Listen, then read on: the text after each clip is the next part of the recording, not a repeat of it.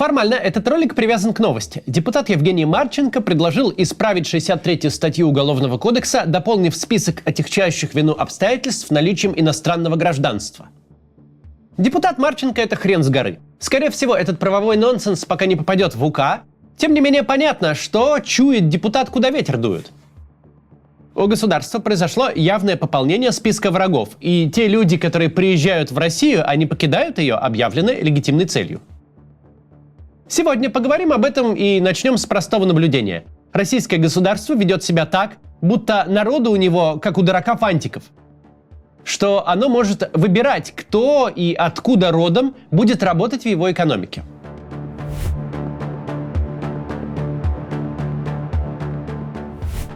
У спикеров российского государства всегда есть в голове образ какого-то мужика, то ли с Рязани, то ли из Пскова, которого можно запрячь на работу вместо тех самых мигрантов, которые рожей не вышли.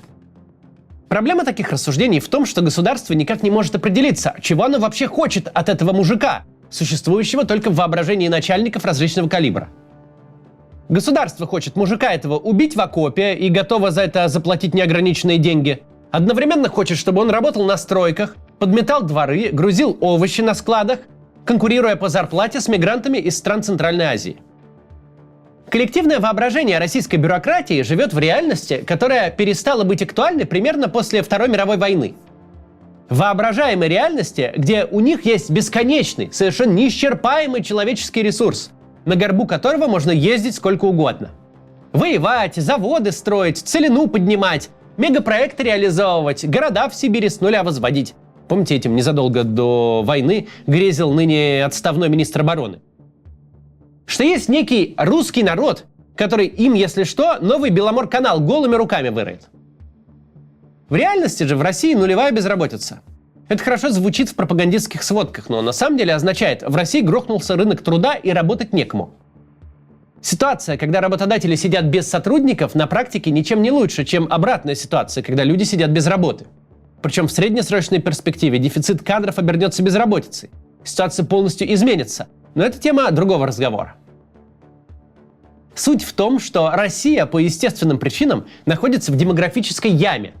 Яма была бы в любом случае, это эхо Второй мировой. Такие ямы возникают раз в 20 лет, когда малочисленные поколения дорастают до детородного возраста и рожают новое малочисленное поколение. Никакого открытия тут нет. Сейчас мы находимся в моменте, когда поколение, рожденное в первые 15 лет после Второй мировой, либо уже вышло на пенсию, либо вот-вот выйдет. Причем ранние бэби-бумеры, ровесники Путина, не просто номинальные пенсионеры, а прям пожилые люди. Они уходят с рынка труда не потому, что им начали пенсию платить, а потому что им банально уже тяжело работать. Их место на рынке труда занимают внуки, дети 90-х и ранних нулевых, и их очень мало. Простая арифметика. Ушло много работников, пришло меньше работников. Кризис на рынке труда был бы в любом случае. Но при нынешнем режиме так не бывает, чтобы проблема являлась следствием лишь объективных факторов. Любую проблему надо усугубить, любую яму докопать до центра земли. Поговорим подробнее после небольшой рекламы моей книги «История новой России». Она сейчас продается в магазине «Эхо». «Эхо книги». Ссылка будет в описании. Купить там можно и за рубли, и с иностранных карт, ну и с российских карт. Доставляют тоже везде, и по России тоже. Удивительный парадокс. Те исторические события, которые непосредственно влияют на жизнь наших сограждан, по сей день известны россиянам меньше, чем история Октябрьской революции или эпохи Сталинского СССР. Хотя, казалось бы, с революцией прошло больше сотни лет, а перестройка была относительно недавно, и многие видели происходящее собственными глазами. Тем не менее, существует много мифов о 90-х, многие из которых создала пропаганда. Поэтому я выпустил книгу «История новой России». Вот тут она у меня в кадре всегда стоит. Там понятным языком изложены события 90-х и нулевых годов. Прочитав ее, вы узнаете, какие проблемы стояли перед реформаторами, какие были альтернативы экономической реформе и как победа Ельцина в конфликте с Верховным Советом создала предпосылки для появления путинской России. Ну и, собственно, как именно Путин строил в нулевых свой режим. Событий много, и они довольно запутанные, но мы структурировали книгу так, что очень легко разобраться, где, когда и что происходило. А еще мы сделали классное оформление, чтобы книга была не просто источником информации, но и украшением личной библиотеки. отличным подарком. Вот тут такие иллюстрации. Мы специально для каждой страницы, а это вот текст и иллюстрация. Мы вот так вот специально их красиво нарисовали. Все ссылки я оставлю в описании. Также я хочу напомнить, что у нас есть мерч. Сможете приложить к книге худи с ободряющей цитатой или носки с надписью «До завтра» моим почерком. Есть кружки, футболки, шопер. Все очень качественное. В общем, переходите на сайт и выбирайте. Тем более, что сейчас на эти товары действует акция. Если подумывали купить, сейчас самое время. Продолжим. Людей трудоспособного возраста государство вынимает из коммерческого оборота, занимая их непроизводительным трудом. Что сидеть в окопе, что собирать дроны, неважно. Такая деятельность не создает никакой реальной ценности. В итоге естественная и предсказуемая ситуация многократно усугублена талантливым решением Путина переубивать людей, которых и без того не хватает. Нет никаких естественных путей, чтобы решить проблему физического отсутствия трудоспособных людей. Даже если в духе Аракчеева выставить все женское и мужское население фертильного возраста двумя шеренгами вдоль Транссиба и заставить их интенсивно делать детей, все, что вы получите, это миллионы женщин, ушедших в декретный отпуск.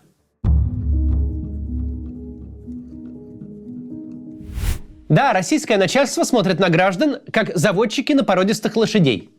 От этих омерзительных разговоров, кто, сколько и когда должен рожать, как следует ради этого бросить учебу и карьеру, уши вянут, конечно. Но мы же понимаем, разговоры эти не просто возмутительное хамство, но с точки зрения экономики еще и лютый идиотизм. Рожденный 10 октября 2024 года ребенок окажется на рынке труда в лучшем случае в середине 40-х годов, когда никакого Путина и его режима не будет уже в помине. 9 женщин не родят вам одного ребенка за месяц и не вырастет его до 18 лет за 2 года.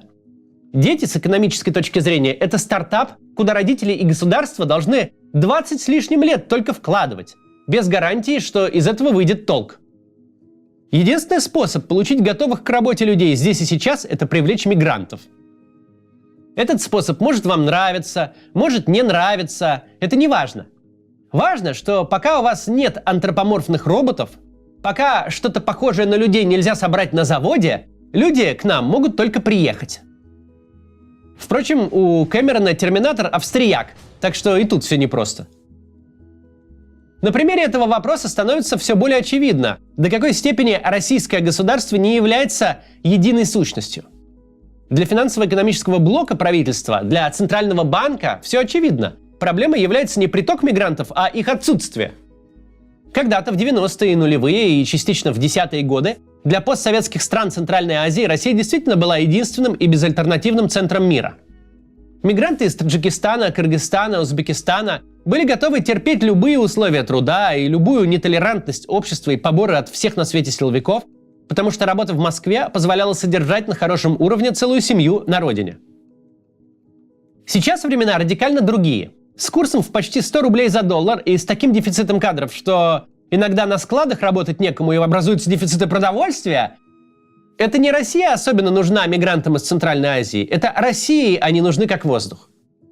И мы видим, что по мере сил рациональная часть нашей бюрократии пытается отстаивать базовые позиции. При том, что чуть ли не каждый месяц ужесточаются условия легализации и работы в России, ни о каком ужесточении порядка въезда речи не идет. Рациональные технократы ничего не могут поделать с ужесточением режима пребывания, но пока могут сохранять либеральную границу. Понятно, что общую политику и климат для мигрантов в стране определяют совсем не рациональные бюрократы. Ее определяют политические челюсти нашего режима. И мы явно видим, мигранты объявлены проблемой уж точно не меньше, чем ЛГБТ и квадроберы. Так вот вопрос, зачем государство, которое нуждается в людях, настолько активно их распугивает?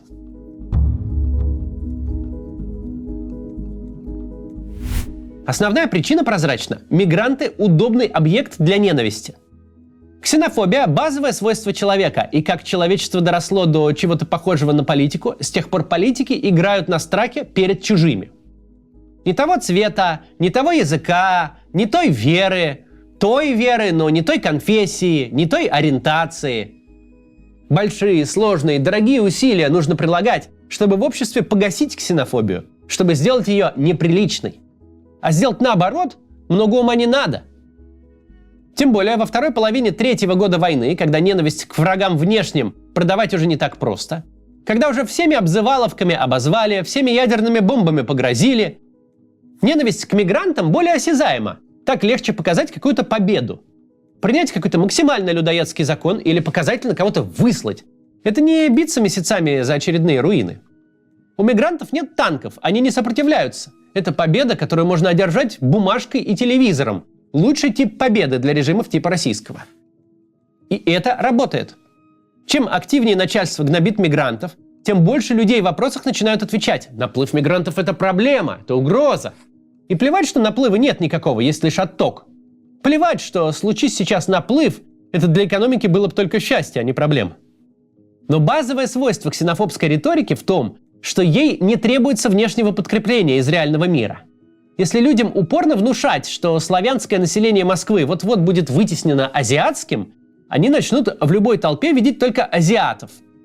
Если каждый день упорно всех убеждать, что рыжие люди высасывают душу, из всех полицейских сводок сознательно выхватывать только преступления рыжих, то гражданам будет казаться, что рыжих на улицах стало в 10 раз больше.